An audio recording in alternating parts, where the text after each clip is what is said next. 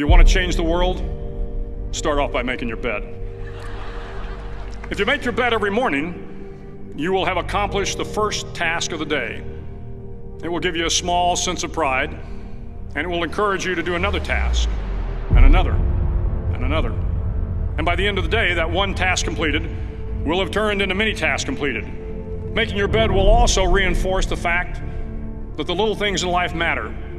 If you can't do the little things right, you'll never be able to do the big things right. And if by chance you have a miserable day, you will come home to a bed that is made, that you made.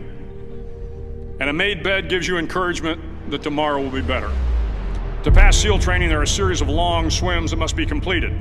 One is the night swim. Before the swim, the instructors joyfully brief the students on all the species of sharks that inhabit the waters off San Clemente. They assure you, however, that no student has ever been eaten by a shark, at least not that they can remember. But you are also taught that if a shark begins to circle your position, stand your ground. Do not swim away. Do not act afraid. And if the shark, hungry for a midnight snack, darts towards you, then summons up all your strength and punch him in the snout, and he will turn and swim away. There are a lot of sharks in the world. If you hope to complete the swim, you will have to deal with them. So if you want to change the world, don't back down from the sharks. Over a few weeks of difficult training, my SEAL class, which started with 150 men, was down to just 42. There were now 6 boat crews of 7 men each. I was in the boat with the tall guys, but the best boat crew we had was made up of the little guys, the Munchkin crew, we called them. No one was over 5'5". The Munchkin boat crew had 1 American Indian, 1 African American, 1 Polish American, 1 Greek American, 1 Italian American, and 2 tough kids from the Midwest. They out-paddled, outran, and outswam all the other boat crews. The big men in the other boat crews would always make good-natured fun of the tiny little flippers the Munchkins put on their tiny little feet prior to every swim. But somehow these little guys from every corner of the nation and the world always had the last laugh, swimming faster than everyone and reaching the shore long before the rest of us. SEAL training was a great equalizer. Nothing mattered but your will to succeed, not your color, not your ethnic background, not your education, not your social status. If you want to change the world, measure a person by the size of their heart, not by the size of their flippers. The 9th week of training is referred to as Hell Week. It is 6 days of no sleep, constant physical and mental harassment, and 1 special day at the Mud Flats. The Mud Flats are an area between San Diego and Tijuana where the water runs off and creates the Tijuana Sloughs, a swampy patch of terrain where the mud will engulf you.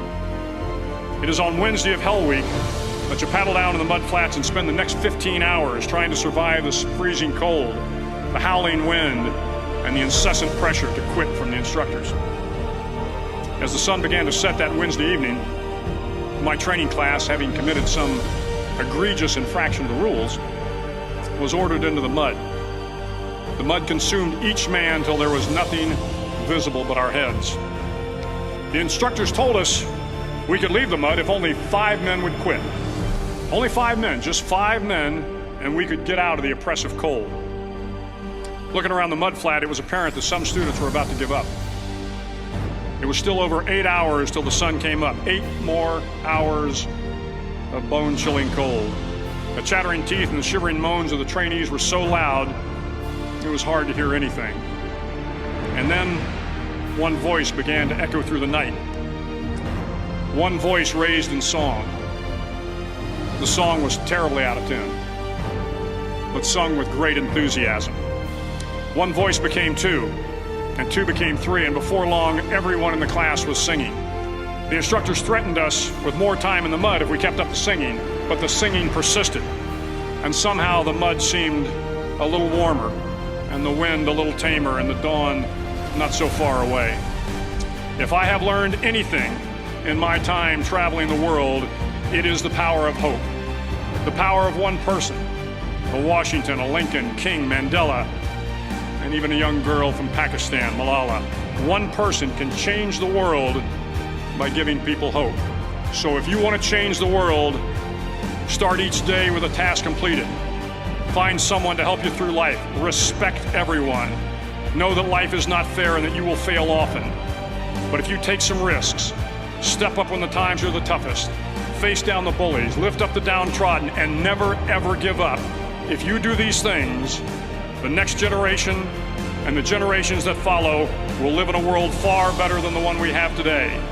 And what started here will indeed have changed the world for the better.